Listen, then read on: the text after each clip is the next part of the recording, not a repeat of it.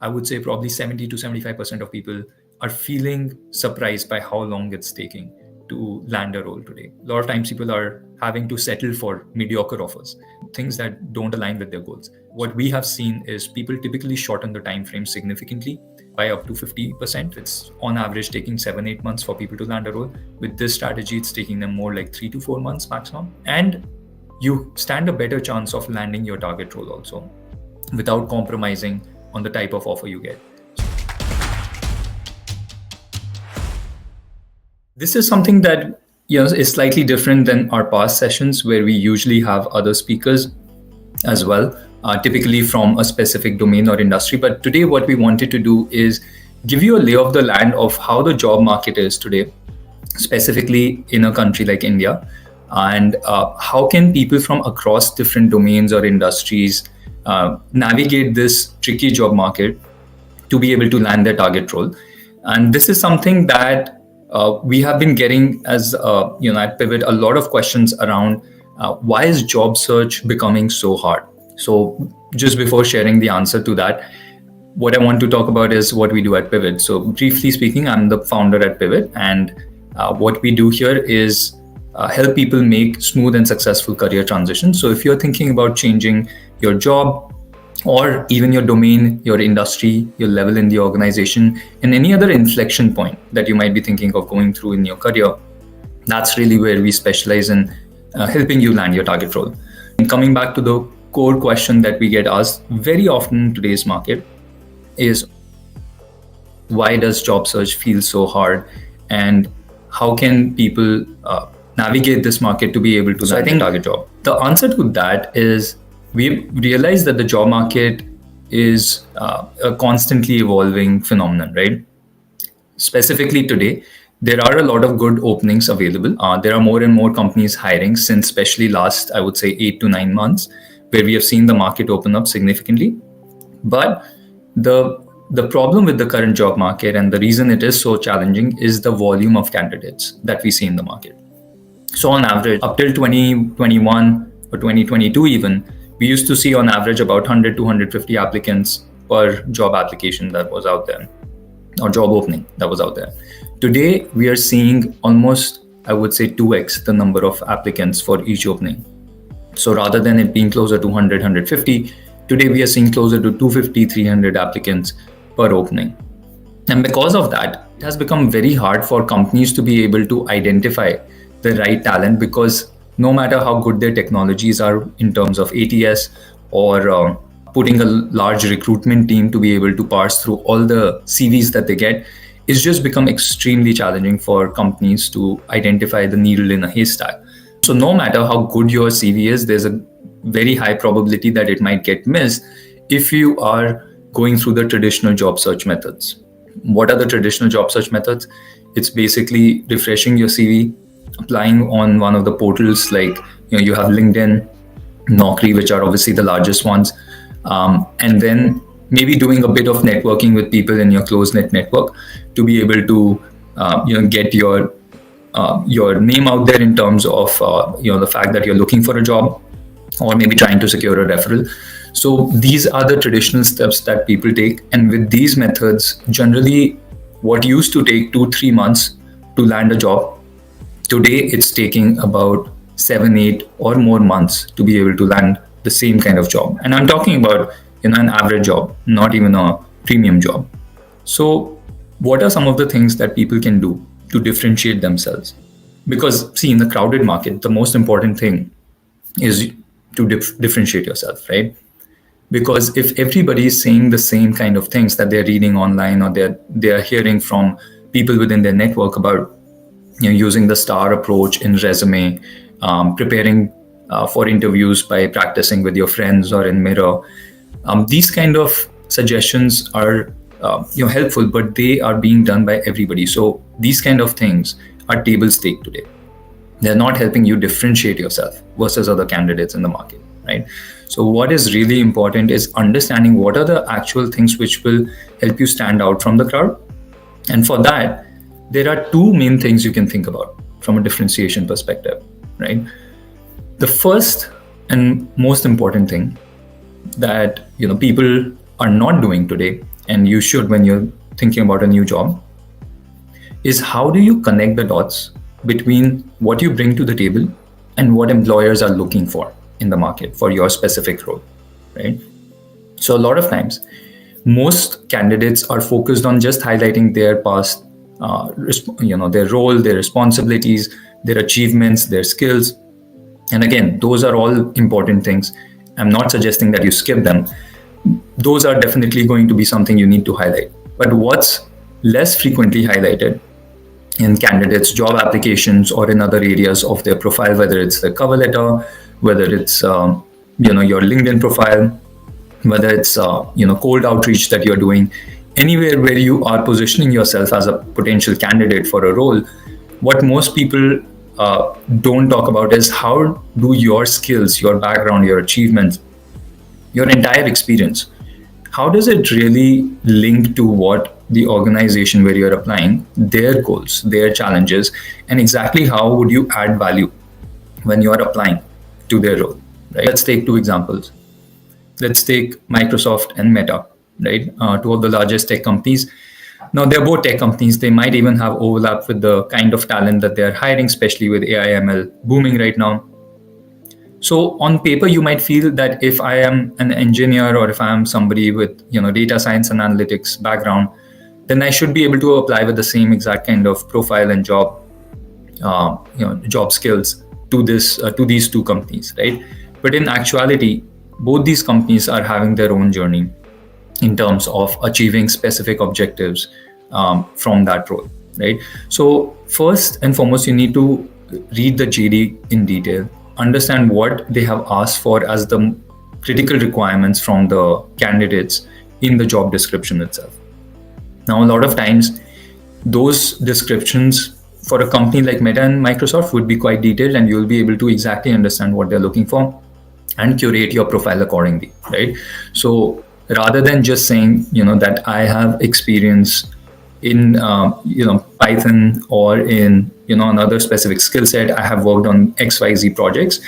What would be better is if you can highlight that I have experience with Python or worked in these XYZ projects. And this is how I believe that experience would help Meta or would help Microsoft with achieving their specific goals, right? And those goals should be broken down not just at the individual level, but also sometimes the team and organizational level.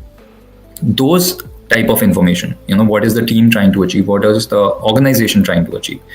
That is something you can get from the company website.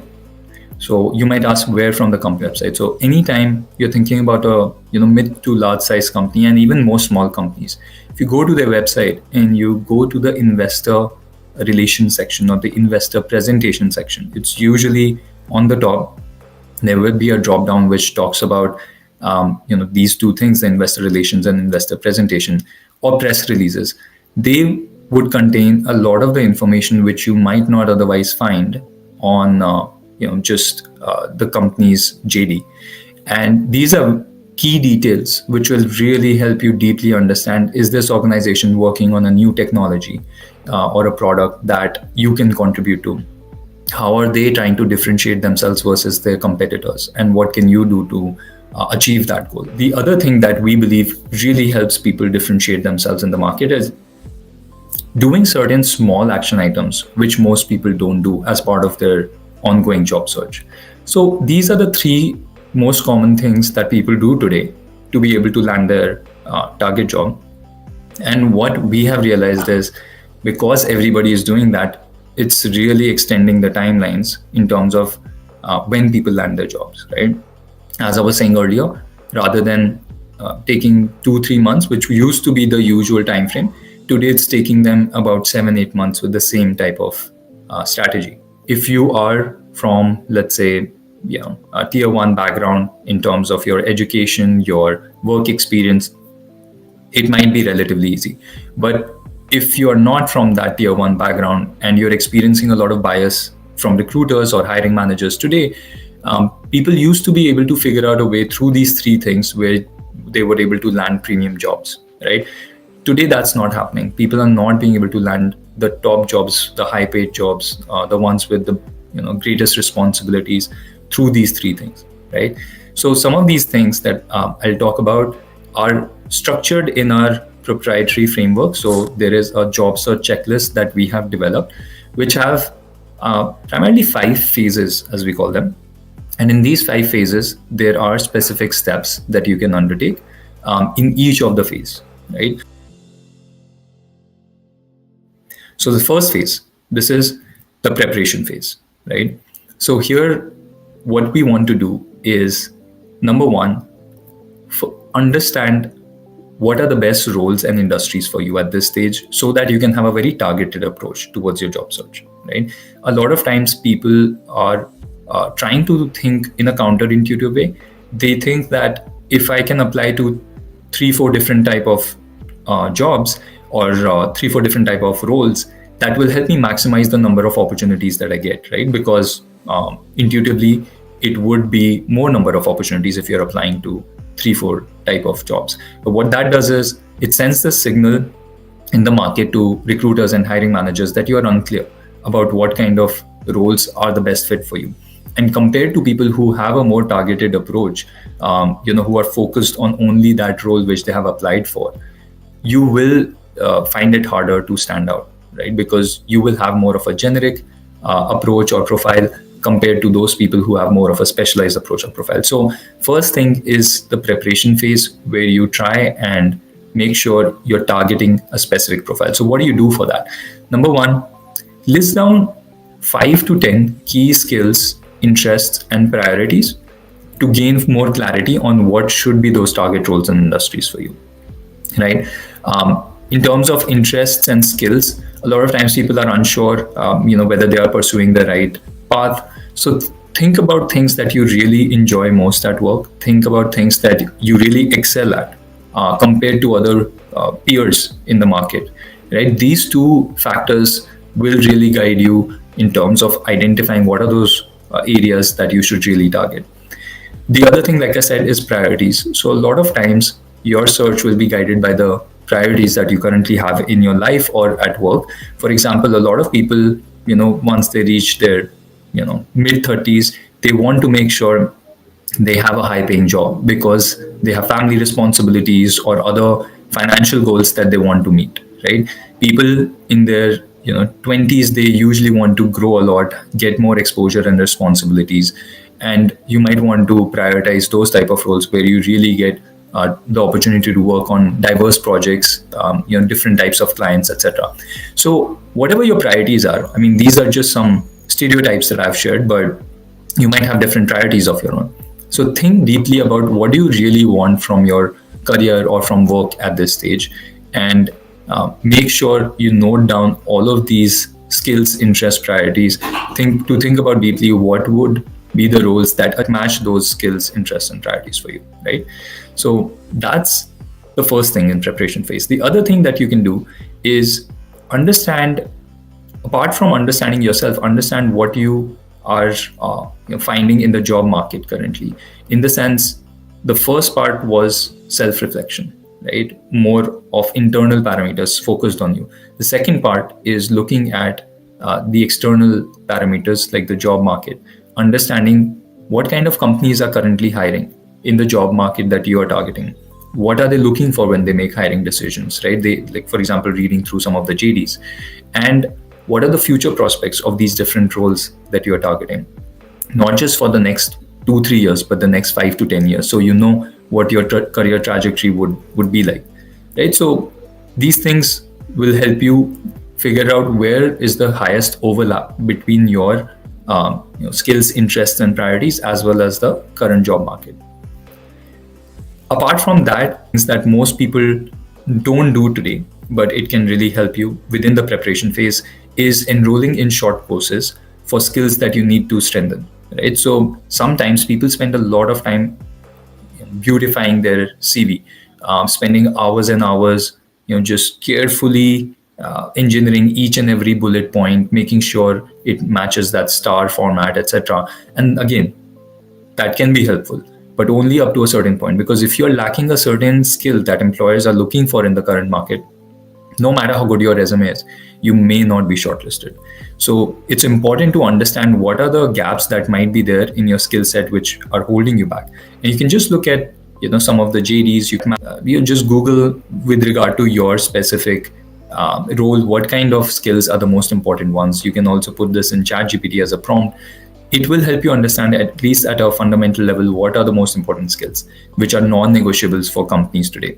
And based on that, you can compare it to what you currently possess as a skill set, and compare the two, understand where the gaps are, and then take certain courses to be able to bridge those gaps in a efficient manner. So obviously we are not saying do an MBA, go do masters. That can be very time consuming, but if you can take at least a short course to get that fundamental level of skill set, it will help you be more effective in terms of getting shortlisted for interviews, as well as during interviews when you have to talk about that subject or that new topic, right? The other thing is obviously networking. So again, in preparation phase, I always suggest that people start with networking right away, because it takes time. It is one of the most time consuming things as part of your job search. It's not going to give you outcomes on day one. A lot of people get discouraged when they don't hear back from those they are reaching out. And that's because they are not giving this process its due time.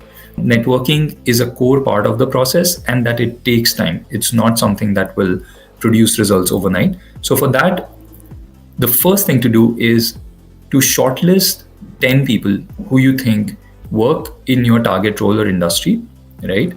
And you believe they would be helpful to you. So generally people who you know in some form or fashion.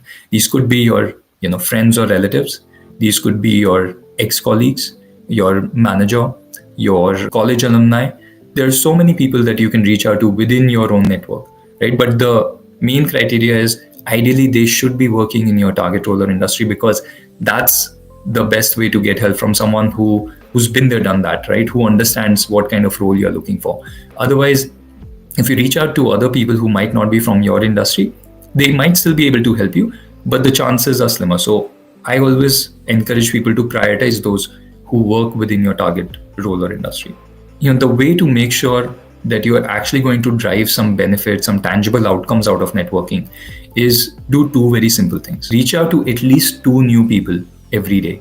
2 new people is not going to take up a lot of your time and effort, probably maximum 30 minutes, not more than that, so that you can ensure over a period of time you have at least group of, let's say, 5-6 people who are invested in your job search outcomes, who are helping you in some form or fashion to land your target role. When you're reaching out to these 2 people every day, the reason it might take up to 30 minutes is not because you can't identify these people.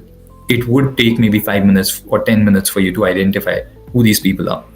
But the more important thing is figuring out what message to send these people, right? And there, what I would suggest is go check out their profile on LinkedIn, understand what are the kind of responsibilities or projects that they might have had recently in their career, and talk about that, right? The more you talk about that, the more it makes them feel that you're there not just for some sort of a favor or transaction, but rather you're genuinely interested in some sort of a mutual relationship where you learn from them and they can perhaps get something out of this as well. So that's why you have to start early in networking. It doesn't work if you're just doing it as a last minute Hail Mary effort to get to a target job, right? Here, what we suggest, first thing is obviously to update your resume, make sure that it has all the latest role and responsibilities. And the most important thing is to tailor it to your target role, right? Now, a lot of people ask us this question as to how to tailor, because they don't really understand whether it would make sense to tailor for even a similar role that they're applying to, or only in cases where the roles are very significantly different, right? Generally, we say apply your judgment. Obviously, you don't have to spend a lot of time customizing a CV if you have just applied to a very similar role with very similar responsibility or requirements as well, right? But yes, the more the difference is, let's say in terms of the skill preference that organization has, or the nature of the job, like some jobs could be remote versus others could be in office, and other parts of the JD that might differ. So based on that, do see how you can tailor your CV. And the most important things to tailor here are the type of projects that you talk about and the keywords that you include in your resume, right? Those are the most important things to ensure. The other thing which we know a lot of people do is ensuring that you have the situation, task, action, result, the STAR format. You are including all of the core keywords that the JD includes, or that the company has highlighted, let's say in their press releases, investor relation documents that I talked about earlier. And make sure, this is the most important thing, please make sure that you have at least 4 to 5 measurable achievements in your resume. A lot of people lack that, and I understand why, because you might not feel that you have been able to make a measurable impact, a quantitative impact in your job. And that's usually not true, because we are not just talking about the organizational objectives like revenue or profitability. There are many other things that you might have impacted within your own your sphere of activity. Whether it's, let's say, if you are an engineer, you might have helped companies optimize the turnaround time for a new product. If you are in, let's say, marketing, you might have launched a new product with X number of subscribers, or new social media followers, etc. HR has its own way of helping achieve quantifiable results. For example, you might have helped companies hire X number of candidates within a very short period of time, using certain tools or using certain frameworks. So you can talk about all of these measurable achievements within your resume. It's very, very critical. The other thing in job application phase is optimizing your LinkedIn profile, right? The most important things here, which I would talk about, are your headline, your header section, where you're talking about the most important aspects of your profile. Then your about section, which is a summary of what you have primarily done in your career and achieved in the last few years, and your work experience section. These three sections are the heaviest weighted when recruiters or hiring managers are scouting for new candidates for their target openings. And even if you don't work on anything else, make sure that these three sections are fully updated, right? So that's at a high level what we would suggest for LinkedIn profile. Apart from that, make sure that you have also gotten 3 to 4 recommendations on LinkedIn, and maybe highlighted in skills 10 to 15 skills which you believe are most directly applicable. So there, if you scroll down on your LinkedIn, there will be a skills and a recommendation section. These two sections are also quite critical, especially if you're trying to differentiate yourself. A lot of times it builds social proof to see that others have either endorsed you on your skills, or that they have recommended you based on the work you have done in your prior role. So these are the couple of things that you should focus on in the job application phase, right? The last thing that I would suggest in job application phase is creating a work portfolio. A lot of times, whether you are in a role which can showcase some sort of a portfolio or not, still think about portfolios wherever you can showcase whatever work that you have done or could potentially do. So I'll give you one example. A lot of times, when we work with people from finance background, they have trouble thinking about how they can showcase a portfolio, right? And because for a designer, it's easy to showcase your designs. For a marketer, it's easy to showcase your marketing campaigns that you might have built. For engineers, again, the websites or apps that you have developed, right? So for many roles, it's very easy to develop a portfolio. But for this one, what people have done is, build financial models using, let's say, different frameworks that are out there, right? So there are a lot of different types of financial model building frameworks out there. And if you can showcase that you have a very strong grasp of these by building a future financial projection for your target company based on the key goals that they have outlined, then it can be helpful for them to see that you have the capabilities, you have the commitment to do this kind of serious action item before they have even asked you. And that can really help you stand out from the crowd, right? In job search phase, don't just depend on the largest job boards. Most people, like I said earlier, focus on LinkedIn and Naukri, or perhaps a couple of others like Indeed or Glassdoor to search for jobs. Today, there are many other more niche job boards which provide you openings which may not necessarily be listed on these other large job boards. For example, Found, which used to be known as AngelList, is one of the biggest job boards, especially if you're targeting a role within the tech ecosystem or especially within startup ecosystem, right? So I would highly recommend checking out Wellfound, checking out Short. There's also a couple of other platforms outside of tech which focus on premium roles like iimjobs. So iimjobs is another really good one. And there are more and more that are coming up. So keep an eye out for niche job boards as opposed to just focusing on the larger ones. Make sure that you're applying to at least 2 to 3 job openings every day. If you are seriously committed to a job search goal, meaning you want to land a role within 3 months maximum, then I would suggest 2 to 3 job openings every day, at least weekdays, so that you have about 14-15 jobs that you've applied to within the week, right? Usually, if you think about the response rate that people are experiencing in the market, it's generally anywhere between, I would say, below 1% to up to 2% on average, right? So if you keep that response rate in mind, you'll know that you need to apply to generally 100 or more jobs to be able to actually land your target role. So if you're applying to 15 jobs a week, that means it will take about at least 7-8 weeks to be able to get to your target role, right? So, and then you obviously have to buffer for other things which are unanticipated. So think about applying to that many jobs.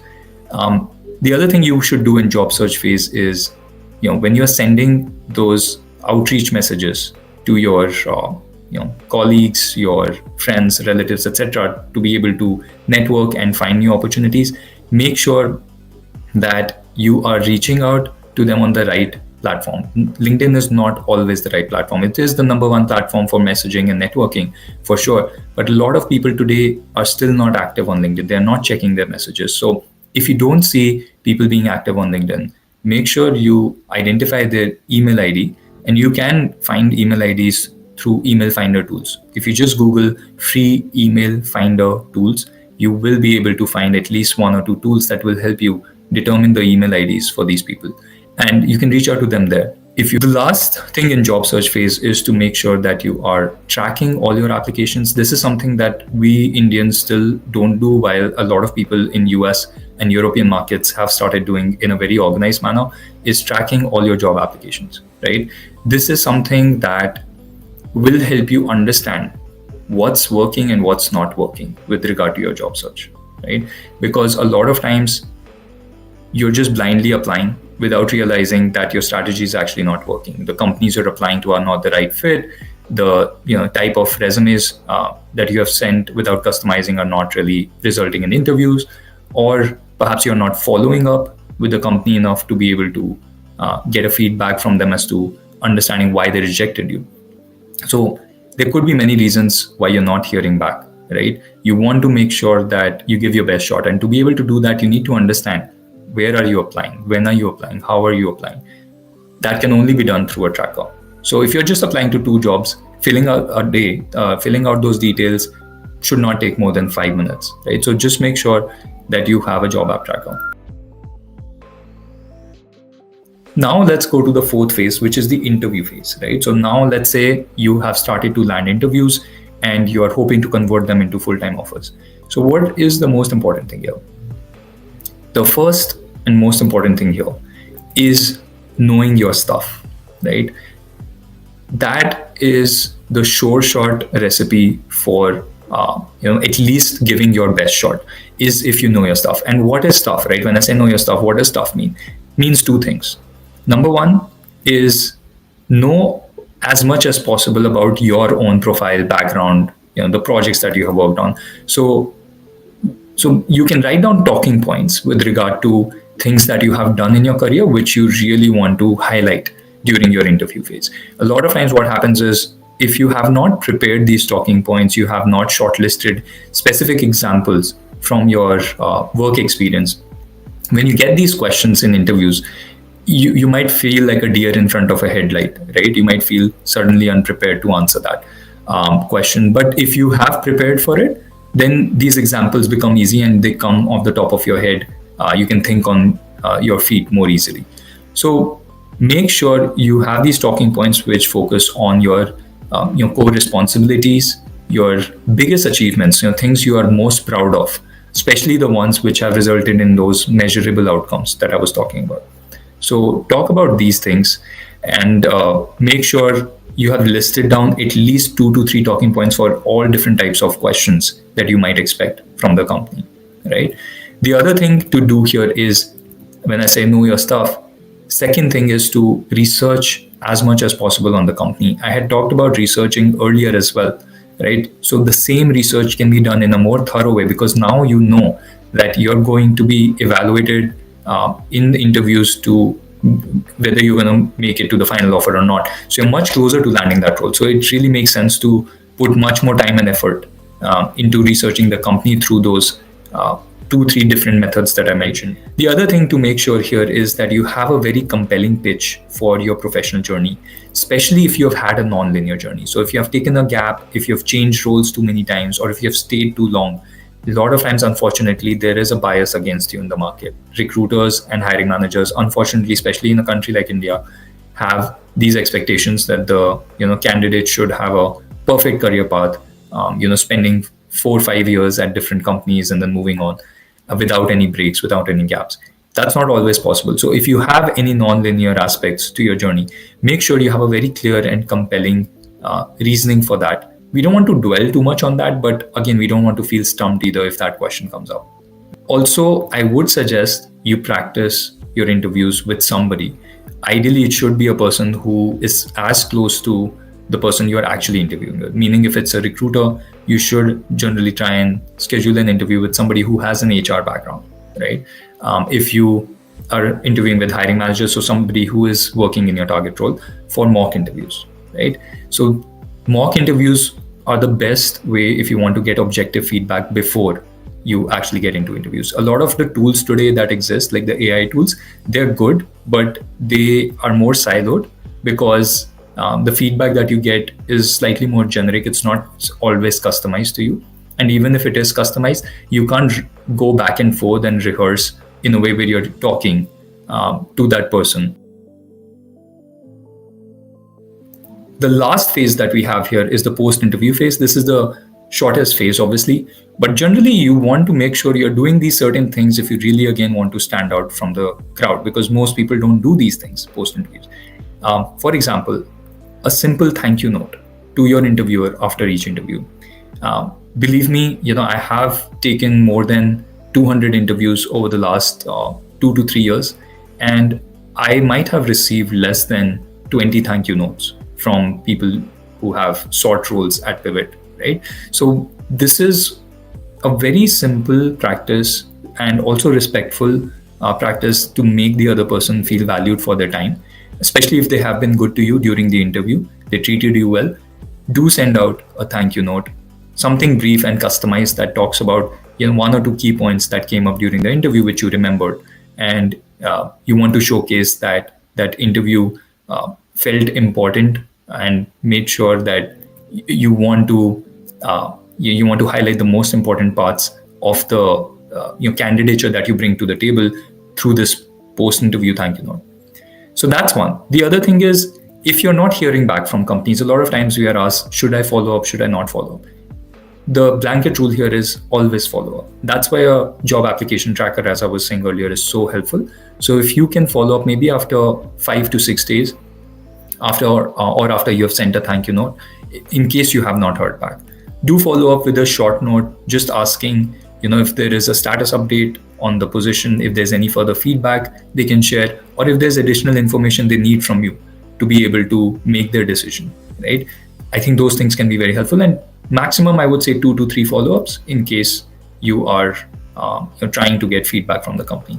Apart from that, if you have gotten an offer and you're trying to make your decision between different offers or whether to negotiate or not for the offer that you have gotten, the most important thing is to note down, what is the expected career trajectory in this role, the compensation projections for the next, let's say, 3 to 5 years, and what kind of learning and growth potential does this role have.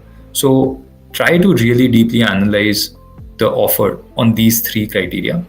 And if it generally comes out positive, meaning it's better than what you currently have, even in two of those areas, then generally I think it would make sense for you to land that role. Again, there's no one size fit all here, but that framework we have seen to work very well for people who are not 100% sure if they should be accepting the offer or not. If you're not landing interviews, even after going through this, 5 phase job checklist, job search checklist, then I would suggest that you reach out to people who help others with their job search. It could be coaches, it could be people in your network like industry mentors, or it could be platforms like Pivot, where we provide personalized transition support for anybody who's looking for a new role, right? So do try to understand from them what you need to do to improve your search outcomes. And even if you don't reach out to anybody, you're trying to do it on your own, go through the entire list and these list of activities that I have shared, see which ones worked well for you and which ones didn't. The ones that didn't, that's where you probably have to spend more time.